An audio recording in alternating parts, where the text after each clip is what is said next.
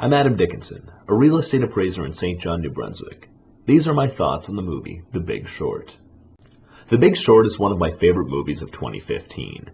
I liked the acting, I liked the narrative style, I liked how the narrator and characters would explain financial concepts to the audience in a pretty accessible way. I highly recommend this movie to anyone who wants to think about the investment and banking decisions that helped lead up to the 2007-2008 financial crisis. While the movie is based on a book and several true events, I do wish to give a spoiler warning at this point in case I'm going to talk about topics that ruin the dramatic appeal of The Big Short for you. The thing I liked about The Big Short is that it delves into the pre-2007 real estate market in the U.S. in several levels and then explores the inevitable crash. While the movie deals with credit default swaps, where investors would bet that mortgage-backed securities would lose their value and made money from this, The Big Short also goes in and explores how the housing market worked and how the people getting loans were part of this system. The way the story is told, Michael Burry, played by Christian Bale, realized that mortgage-backed securities, which packaged large groups of loans and then sold them to investors, these mortgage-backed securities were based on loans with variable rates. So these mortgages were likely to have higher interest rates starting in 2007.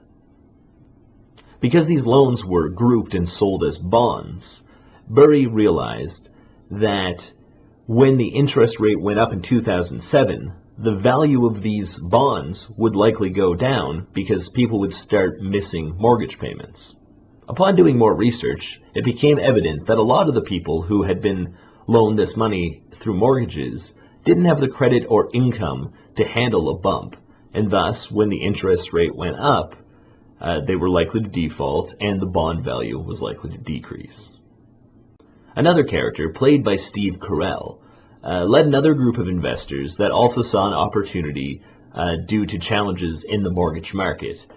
This character and his team are shown delving deeper into the housing market and seeing what might go wrong with mortgage-backed securities.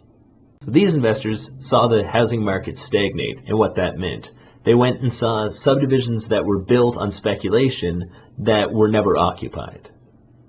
They then go and talk to mortgage brokers who explained that banks were hungry to lend mortgage money out even if there wasn't solid proof of income or ability to pay. Another example about what was wrong in the market was when they heard about a couple trying to sell their suburban mansion when they were both unemployed. The movie's big statement is about the lack of checks and balances in big banking and how that contributed to the financial crisis. The Big Short does a good job of bringing human scale to these issues. We see the people who actually lived in these homes and borrowed the money through these mortgages. The character played by Brad Pitt explained to two young investors that making money off of a mortgage industry crash meant that lots of people who owned homes and borrowed money suffered. Again, The Big Short was one of my favorite movies of 2015. If you're interested in investment, the mortgage industry, or just want to see a really well-told story, I highly recommend it.